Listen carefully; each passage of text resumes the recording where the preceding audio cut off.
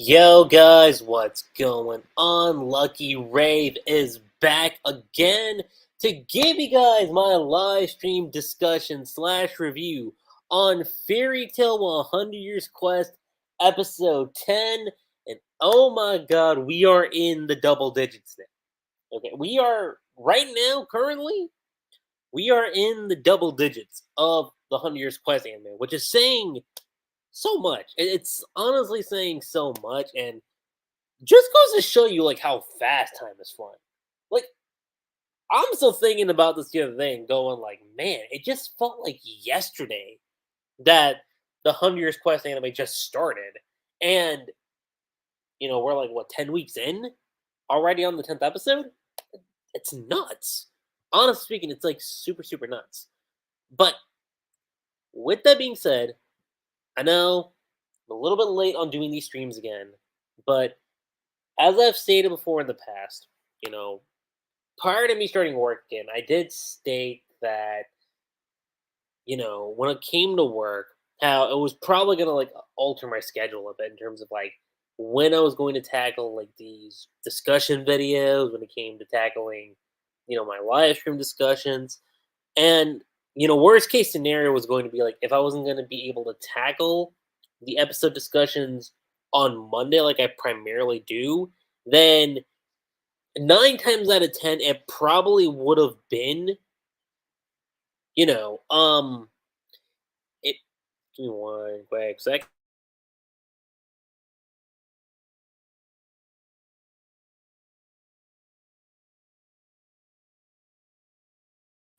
But yeah, no, like 9 times out of 10, it probably would have been like on a Saturday. That's primarily what it would have been, and I'm honestly glad. I'm glad I'm just talking about one episode today because here's the thing.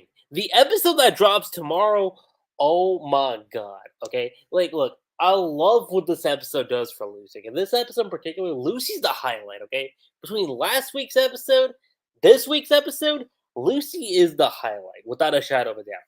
But next week, not I said next week, but tomorrow, woo, okay. Which is a good way to like just segue into like the actual discussion. Okay, it's a good way to segue into the actual discussion of the episode. So, where we left off last week, we actually covered up until chapter 31. So, and something I haven't really talked about too much when it comes to the anime is that I like how they incorporate the omakis into like the actual episodes. That to me is actually really cool. I like that they actually incorporate that because they're a little fun, like like one-off stories that Hero has done, a Hero and Owetsu, to be more specific, because Owetsu doesn't get as much credit when it comes to 100 Years Quest. Everyone just, goes to Hero because Hero is the one that's writing it, right? Primarily. But Owetsu is the one behind the artwork of the manga. And Owetsu deserves the credit too. He really does. But, I said Otsuo, but, what's his name? Ueda. He does so much. And he deserves to get the credit he deserves. He really does. But I love how with these omakis that we get in the manga that JC staff themselves actually go into and talk about, you know, these short little omakis. And they're usually just in the very beginning, right before the opening hits. Like the two we get for the episode, like the one with, Gajil and the one with Urza, both of those were great. Okay, they were just pretty cute little shorts, if you will. But getting into the actual content of the episode itself. So I'll tell you this. For any anime onlys out there, I will just mention this. We cover up until like say the first half of chapter 35. That's all I'm going to say. So from 32 to like the first half of 35. So that's like say 3.5 chapters at most. That's primarily what you cover is like 3.5 chapters for this episode. But let me go ahead and just talk about each of these things. So Lucy Stardress.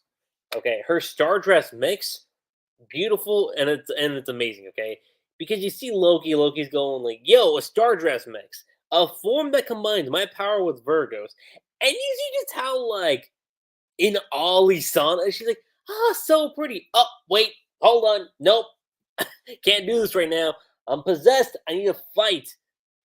At least, like, though I can't actually simply use their powers at will, and this form's immense strength means I can't do it for very long at all. So basically, like, even though like it's a very new power up, it also goes to showcase that, like, right off the gate here, it does show for Lucy that you know she can only use it for like a small period of time. Now, obviously, this will probably be something that does get improved like as time progresses, for sure. But let's move forward. Lucy goes on to say, "So I'm going to take you down in one shot, Lisana." And Lisana, super confidently says, "You're not the only one with a trick up your sleeve." And dude, the memes. The memes I saw when this transformation happened in the anime, like this happened in the manga too, okay? But people were just like, yo, Lisana really thinking like she's that character. And basically what we get is Lisana going into like her animal soul form transformation.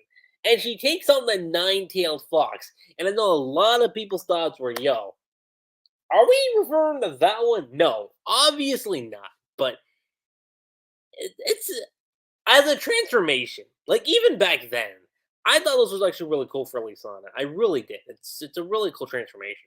And the way the anime portrayed it, really good. It, honestly speaking, there's not much I could say about Lisana's transformation because JC staff did a good job. They did a real good job showcasing that. But you see her using the Fox Impact, and Lucy goes on to use Light of the Regulus, the Shimmer of Spica, Leon Maiden, and dude, this in the manga was one thing, but the way they shot it, the way they animated it, like the artwork and everything, spot on. Super, super spot on. Lisana's taking it back. Like Mira Jane looks over in the corner, she's like Lisana, and if I'm lucky, this will knock out Mira Jane and Elfman too. And it is love it, okay? Like I loved this part in general because Elfman gets knocked out too. Mira Jane's still kind of like in shock, and then Loki's like, "Yeah, like that's my wizard, all right. That is Lucy Heartfilia. Put some respect, okay? Put some respect on Lucy because she deserves it. She deserves it, okay? And it's why. Consider this. You see where Lucy starts off in like early fairy tale, and you get to where we are now. Like Lucy has developed so much, okay, in terms of power, in terms of combat, even as a character too. She's developed so much, and it's so great seeing that. It really is. But you see just what that's able to do for Lucy. Like just that one attack, using that material. Like you see, like how worn out she gets. I can only hold that change of clothes for an instant. And, like Sana's knocked out. She says, I'm sorry. But we come to find out, no, no, no, no, no. Elfman's still good. How dare you doing Lisana like that? And then you got Mira Jane too. You won't get away with this, Lucy. They took that blow and they're still standing. I knew Mira Jane was strong, but Elfman? Well, where's Virgo? And obviously, Virgo's still like in her, you know, dominated position that she was in because, well, Virgo's just like that, okay? She loves being punished, which has always been an amusing thing with Virgo. It really is. How am I supposed to be Mirror Jane? And that's what Lucy's thinking. And cut to the White Mage.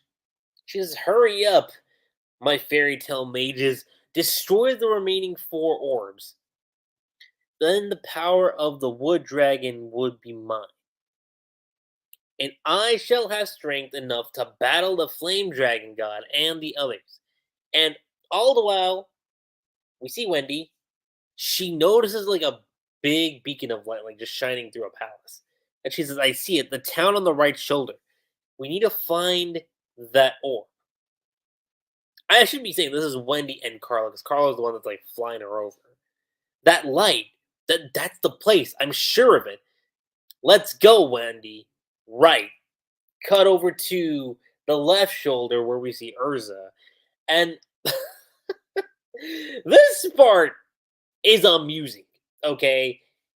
Because Jet and Joy show up, and they're like, yo, Urza, prepare to be defeated. And in my head, I'm just like, yo, no offense, Jet and Joy, but you aren't gonna be doing shit.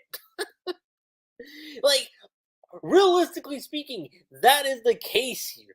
Jet and Joy aren't gonna do shit. And I knew this, okay? Not just because I read the manga, but because even when this chapter came out and I got to this part, I was like, they aren't gonna do anything. And quite literally, just knock them out. And even Urza makes a comment about that too. She's like, sheesh, under villainous control, and that's the best you can do? You guys need to train harder. Then she walks in, and she sees a hooded figure. It's Jalal, and he's like, Urza, I'll have to ask you not to interfere.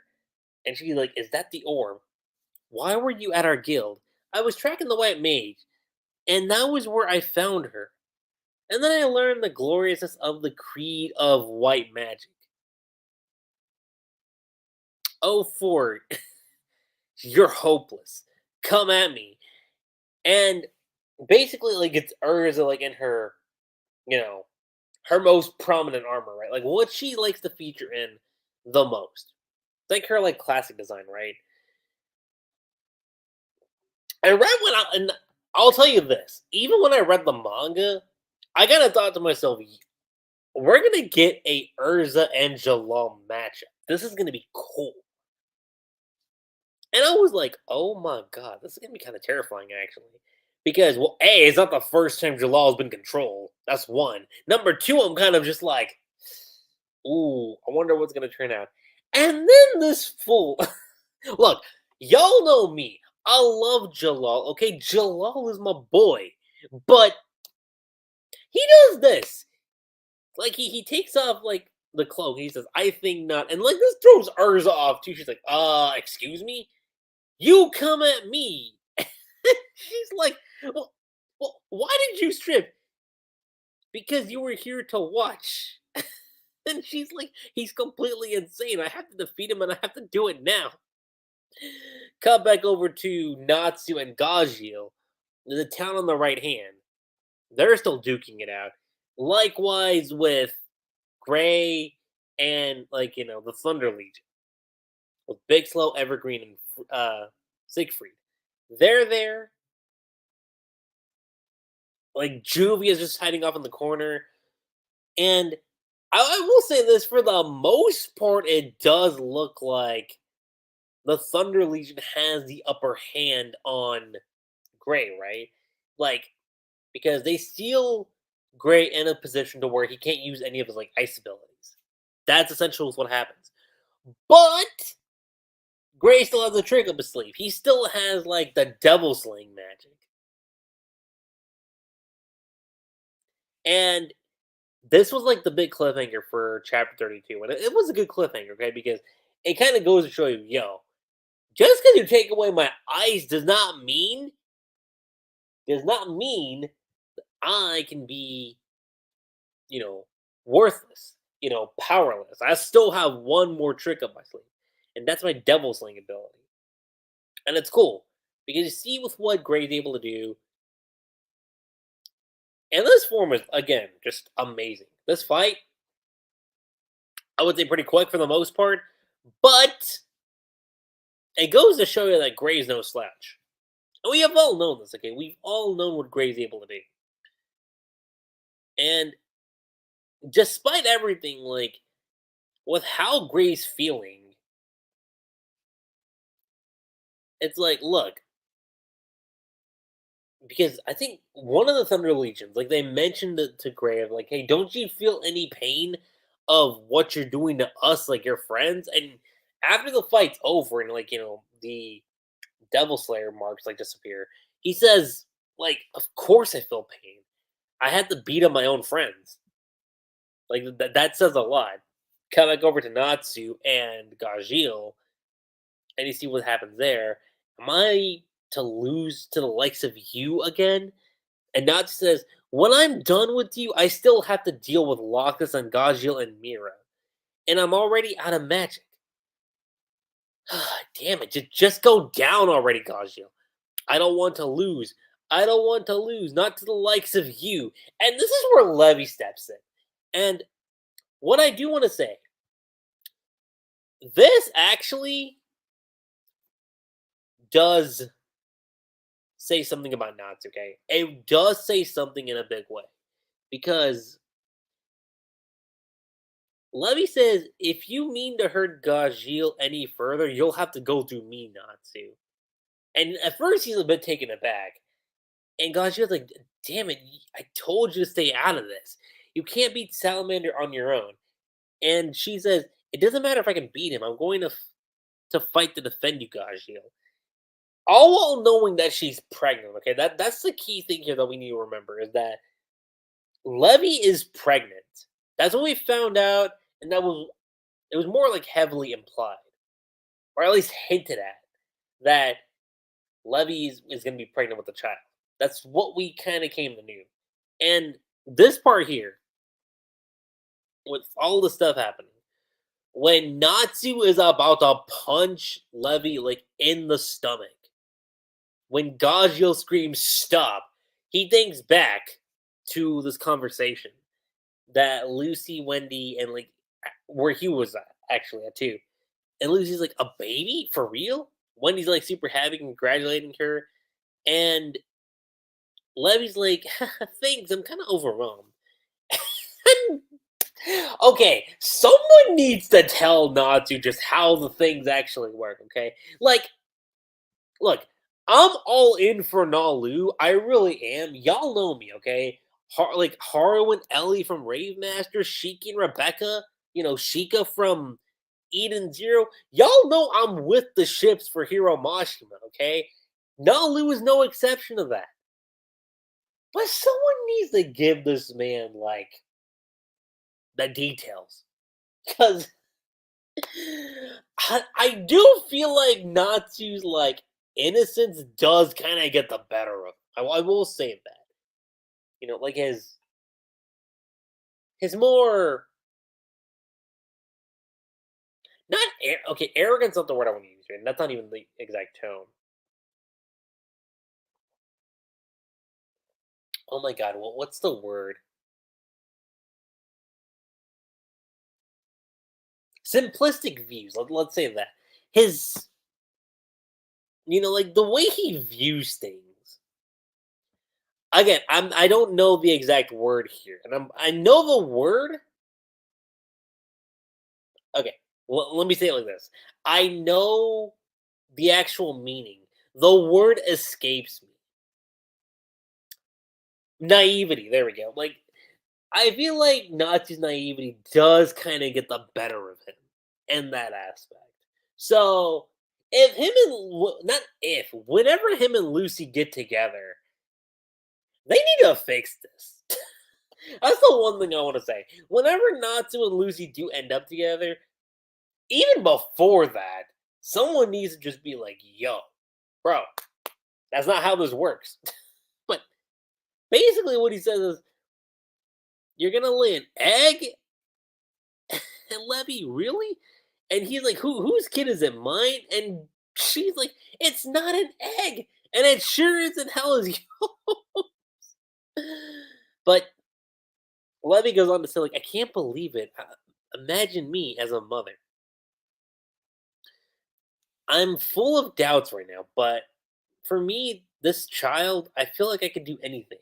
I'll protect it no matter what happens. I may be small, but the power of my love is huge. And this says so much for Natsu because he hesitates, okay?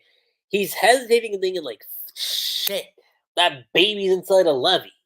If I punch Levy right here, right now, he's not saying it, like, You know, he's not even monologuing it, okay? But like you could tell just based on his facial expressions, like the way he's sweating, he knows just punching Levy will bring harm to the baby.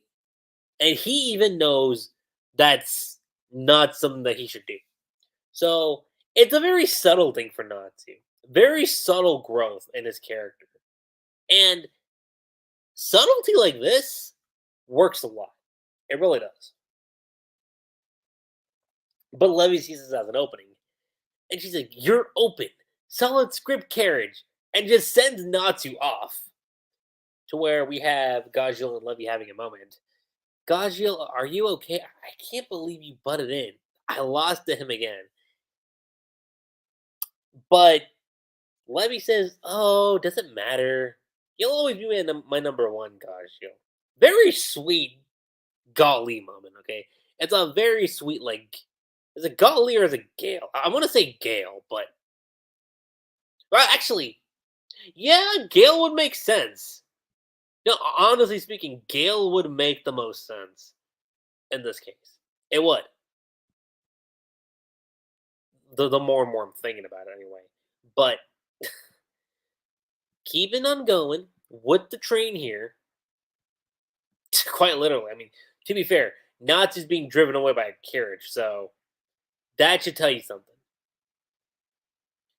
We cut over to the town on the left side, and okay, you do actually have a little bit of a clash between Jalal and Urza, which again I thought was cool, but just him stripping down though, I was like, really?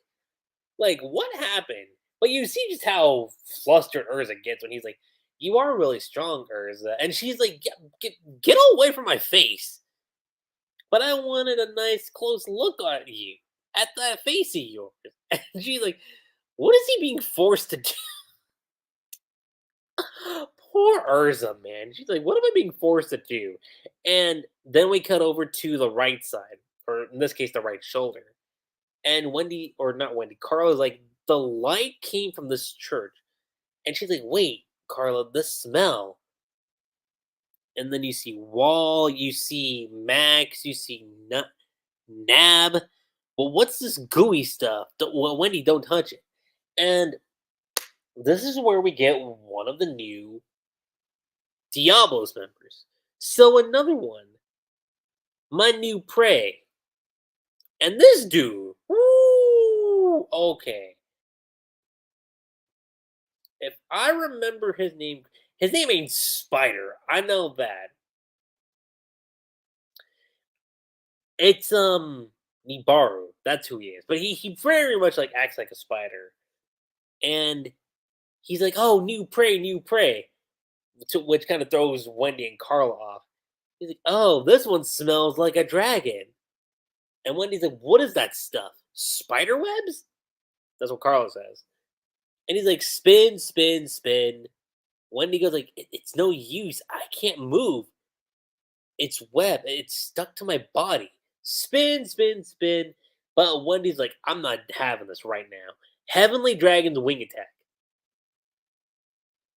But still, he's like, "I'm a clinging dragon. Nibaru.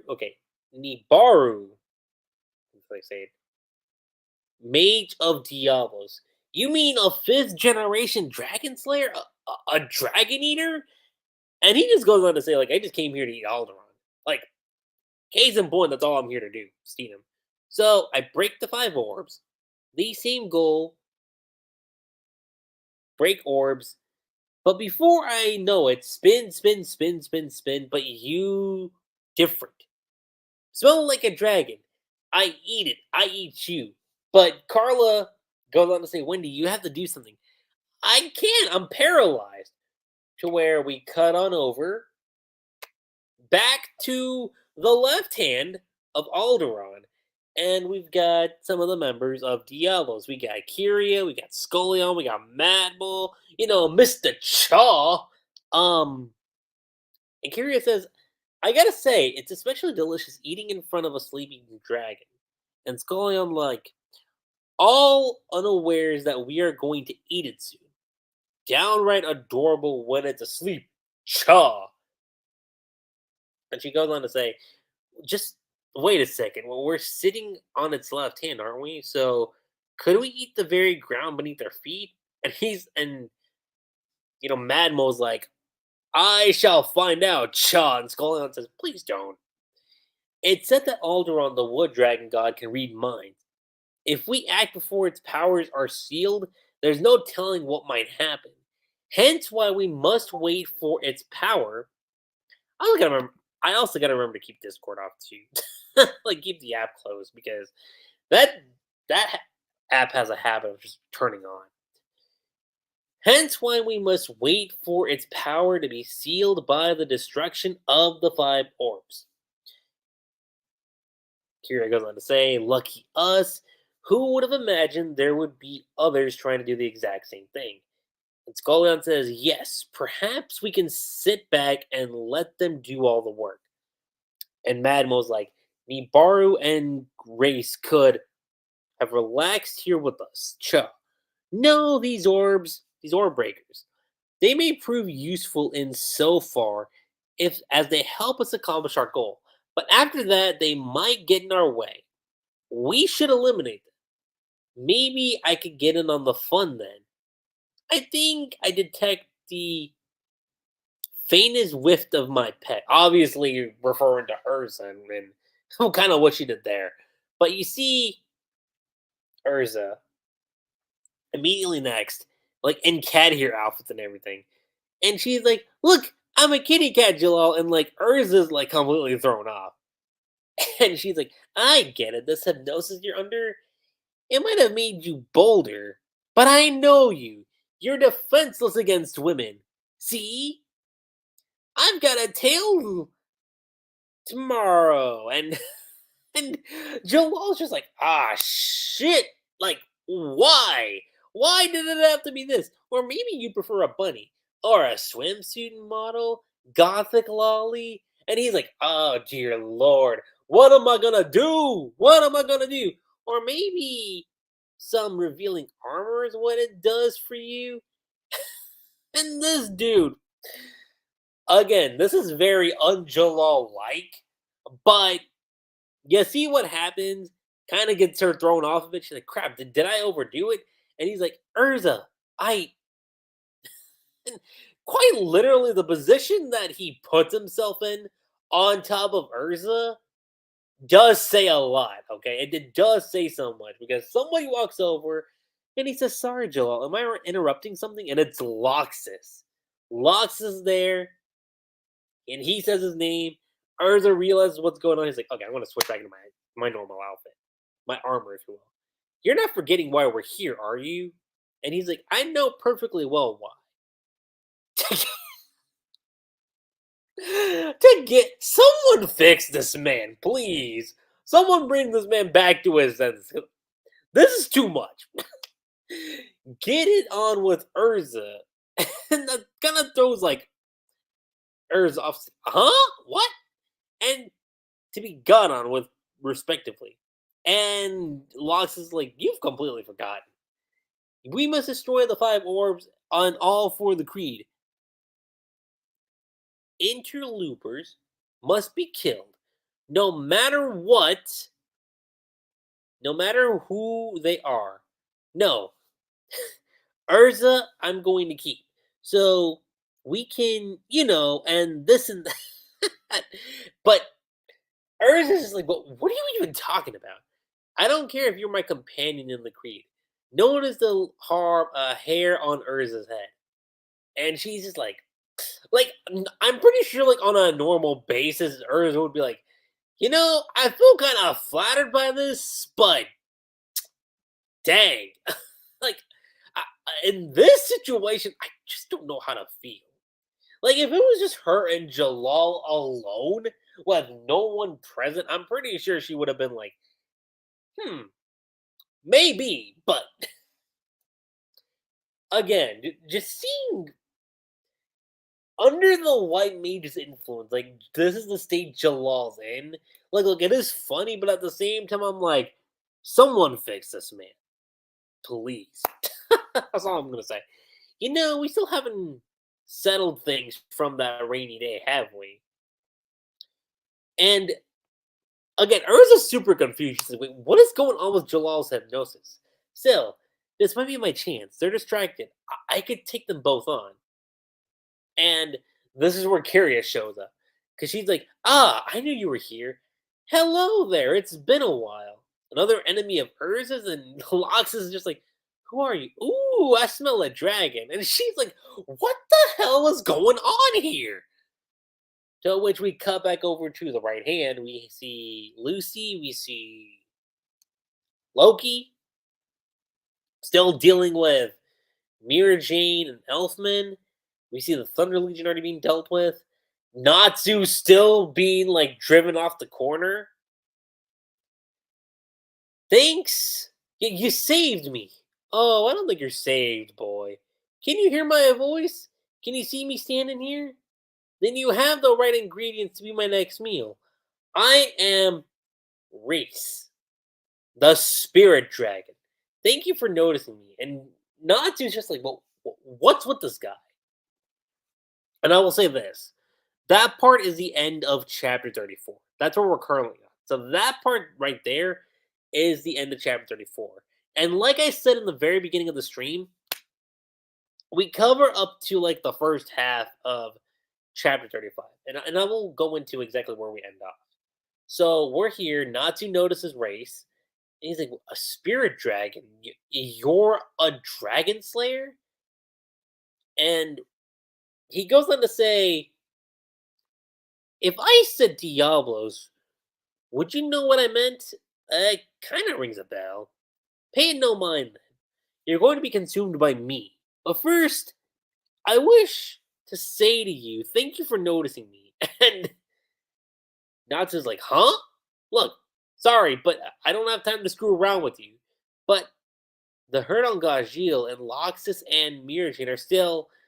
And then he thinks back, oh, I remember the Dragon Eaters. Diabolos is a guild full of Dragon Slayers, right? And right then and there, Race goes on to use what he does with his, white flames, and not to even point that it's like, wait, what are these? White flames? They are human spirits. And like kind of that's where we end off with the episode, okay? We kind of end off right there. With Race there. And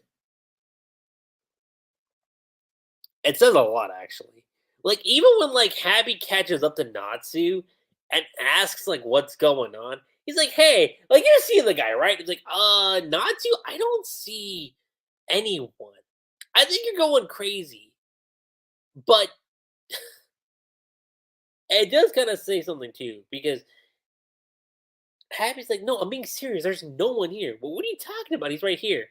Natsu, you're scaring me. You're the only one here, huh? If you can only hear my voice or see my form, that's why I thank you for noticing me. And the chapter itself actually ends off right here. Not the chapter itself, but like the episode. Be more specific. The actual episode ends off with this line right here, where Wraith says, did I say Wraith? Well, actually, no, wait, is it Wraith or Race? Hold on. Reyes. That's interesting. Hold on. Yeah, I thought his name was Reyes. Did they mess that up? Or is that like an official? Okay, no, it's not that. That's what the manga called, because I was like, I'm pretty sure it's Wraith. But yeah, so Wraith, Race, same difference, okay? Or Reyes. But basically, episode ends up with him saying, I am a ghost. And like that's the actual like conclusion of the episode in and of itself. And I will say this episode, the Lucy stuff, amazing. Okay, I love the stuff with Lucy. Love the stuff with Grey too. The Grey stuff is also great. Love the stuff with Natsu as well. Very subtle growth for Natsu. And the Urza stuff was just amusing as hell, okay? Again, someone fix my man Jalal, get his priorities straight. That's number one. I mean, like, getting Urs as a priority is one thing, but, like, bring this man back to, like, his cool charisma that he has. That's what we need to do with Joel. Get him back to that. And then you've got Wendy's whole side of things too, which is saying something. But also, even though it was brief, it was cool seeing Lisana take on like a new animal soul transformation. That I did thought was really cool too. Again, it was super brief, but I do love how this showcased, you know, more growth for Lucy's character and just what she was able to do in terms of like her fighting capabilities. And let me just say this right now. For the time being, this will be the peak of Lucy's character. Just for now, there is one other thing that's going to happen in the anime, but it probably won't be if I'm going to estimate this correctly. I don't think we're going to get the next big like Lucy highlight until like season 2. If I'm estimating where we are currently with the anime, I would say season 2 is where we're going to get like the full peak of what Lucy Hartfilia is as a character because it says so much. It really does. But with that being said, with where we left off, again, we're like only like halfway through chapter 35. With Raid saying I'm a ghost. There's a lot there that can be said about his character. And if I know my material well enough, I'll tell you this. The next episode, episode 11, there is something from the manga, and it's going to be coming up, okay? What's going to be coming up with episode 11, oh my god. The second 100 Years Quest got announced, I kid you not. This one moment, I've been looking forward to a lot, okay? Much like with the stuff with Ignia, much like the hug that Lucy gave to Natsu when he was like overwhelmed by the power that Ignia gave him, going into like his END transformation. Okay? Seeing what Lucy was able to do in this episode, okay? Stuff like that are things I've been looking forward to. But there is one moment, one super key moment with 100 Years Quest that has me going like, when this happens, it's going to be awesome. And I will tell you this, it's not a fight moment. Let me just say that right now. What we're going to get for the next episode, it's not a fight scene in particular, but it is something revolved around Natsu. And it's one aspect of 100, not just of 100 Years Quest, but of Fairy Tail. There's one particular thing about the conclusion of Fairy Tail that never really sat well with me, okay? And I'm not going to mention what it is, but for any manga reader that knows, you all know how I felt about this one particular aspect of the Fairy Tail manga, the Fairy Tail anime, okay? This one aspect, I'll tell you this, it had a lot of buildup. And when it came to the actual foregone conclusion of the manga and like just all the buildup, just reaching up to that point, I'll just say this: it didn't really sit well with me, right? We're about to get that moment here in 100 Years Quest episode 11, and it. I'm not going to say it fixed a lot of the other problems that Fairy Tail had, but for me in particular, when it came to Natsu, with this one specific scene,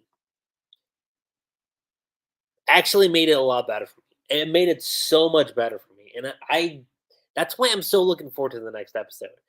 Like again, episodes 9 and 10 were so peak for Lucy. Okay, in terms of her growth, her character, her fighting capabilities, awesome. Episode 11 was what we're gonna get for Natsu. I'm not gonna say it. I'm not gonna say it. Manga readers, you know what I'm referring to. And that stuff That's gonna have me on edge. That's gonna have me so on edge. But less than 24 hours from now, the episode will come out, and of course, this is one episode where I will probably do a stream the day of. Okay, usually I would try to wait until like the next day, but episode 11, I might make an exception. I might probably make an exception of episode 11 for sure. And having said that, what are my thoughts on episode 10 just as a whole? I'm gonna go ahead and say amazing plus. It was an amazing plus episode of Fairy Tale 100 Years Quest. Again, I love the inclusion of the Omakis. How, again, even though they're very short and very brief, they're just, in the very beginning of the episode. And then just shortly after the opening, cut to the main content. And you get so much stuff. You get so much stuff. And it's awesome. It's amazing. But like I said, overall, it's an amazing plus episode. Can't wait for episode 11. Let me know what you guys' thoughts were on this episode. Did you have any gripes about the episode? Did you have any favorite parts about the episode? Manga readers, how are y'all feeling about the 100 Years Quest anime so far? Again, we are like in the double digits now, which is still kind of crazy that it's already been 10 weeks with the anime. But it also means we're getting super, super close to like the halfway point of season 1. Because if I remember correctly, I think season 1's only supposed to last until what, like 25 episodes? I think. So the halfway point's coming up really soon. And that does kind of get me wondering where we could probably end off season 1. Because I thought for sure where we were going to end off was pretty set in stone, but yeah, I don't know. I really don't know. That might probably be a discussion video I do in the future. But aside from that, you guys, that's pretty much all I have to say when it comes to this live stream discussion slash review on Fairy Tale 100 Years Quest episode 10. Again, let me know what you guys' favorite parts were. Did you guys have any gripes with the episode? How do you guys feel about the growth with Lucy Heartfilia as a character, as a fighter, in terms of like her strength as a celestial wizard? And aside from that, guys, that's pretty much it. I'm Lucky Rave. Don't forget to subscribe to my channel for more Fairy Tale content here on Mashima content, and I will catch you guys on the flip side. Laters.